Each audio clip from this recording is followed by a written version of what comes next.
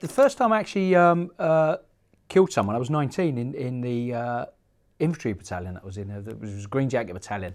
At that time, the conflict the army was involved with was Northern Ireland, which was a war. We termed it as a war anyway, because more soldiers were killed year on year in Northern Ireland than there have been in Afghanistan.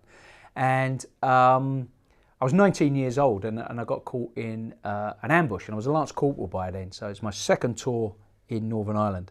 And I got caught in an ambush where there were 6 members of the Provisional IRA, and I was a member, the patrol commander of a little, what we call Brick, which is a 4-man foot patrol.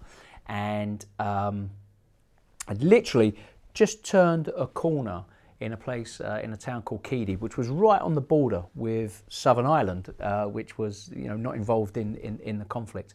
And over the other side of the road, there was a housing estate, and there was a couple of hundred people, civilians, that were out on the road, which wasn't unusual that time of night, 'cause it was Saturday night. It was about 6:30, and what used to happen was coaches used to come and pick up all the civilians and take them across the border to a place called Castle Blaney, so they would all have a night out, and it was safe down there because the conflict wasn't on. So I didn't think anything about that at the time until they saw me, and everybody started to run and start screaming.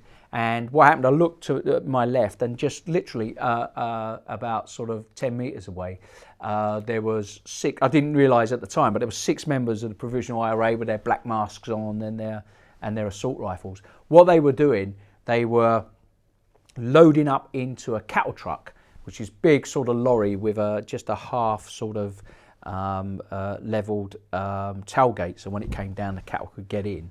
And inside there was loads of sandbags and lots of steel plate to make it bulletproof. And what they were going to do was drive through the town of Keady, go to another foot patrol which was up in the other end of the town, and as it drove past they would pop up and shoot the patrol, and this was a thing they used to do at that time, and then scoot into the border and get into the safety of the Southern Ireland.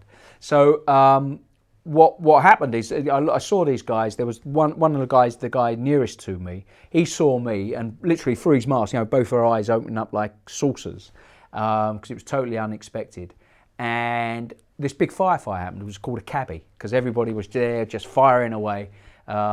When you're training and you're doing all that sort of stuff, you do your magazines, trains, all sort of slickly and everything's good.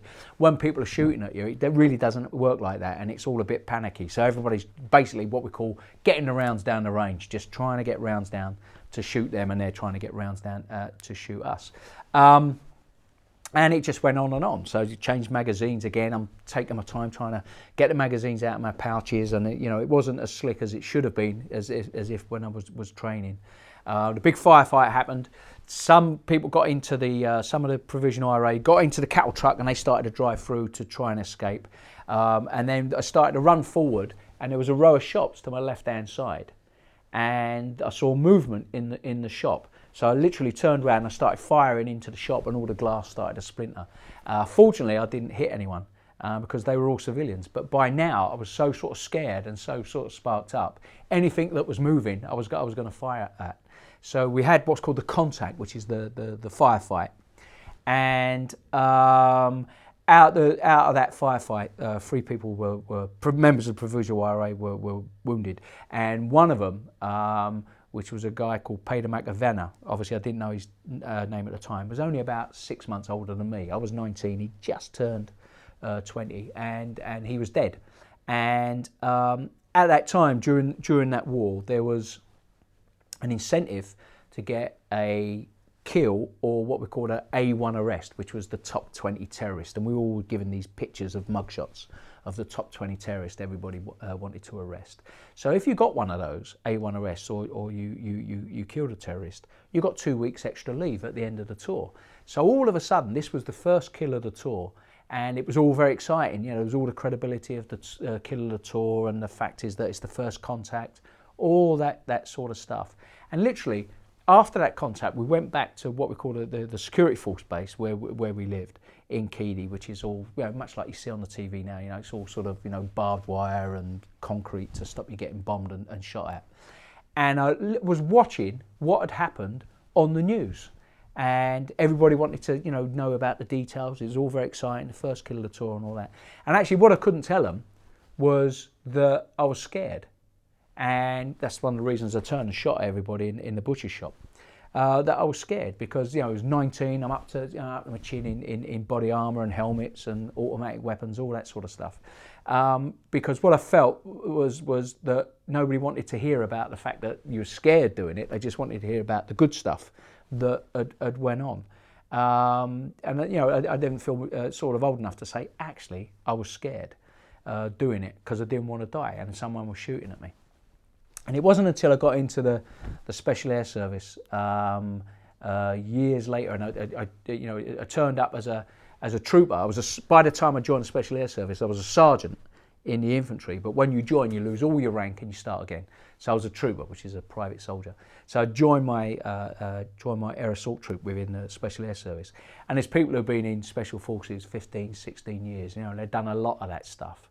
And it was only the first time that I got involved in a contact within my troop where these really, really sort of, to me, godlike sort of Special Forces soldiers come back and go, well, I didn't like that. That got me flapping. And it was then that I realised that being scared is normal. And anybody in those situations said they're not scared, basically they're liars, or there's something wrong in their brains and they shouldn't be doing that job anyway. Because what being scared does, first of all, it's natural, and then secondly, if you control that fear, what it does, it brings everything into more focus so you can carry out and do your job better. Being scared means you do your job better, but it took many years for me to learn that.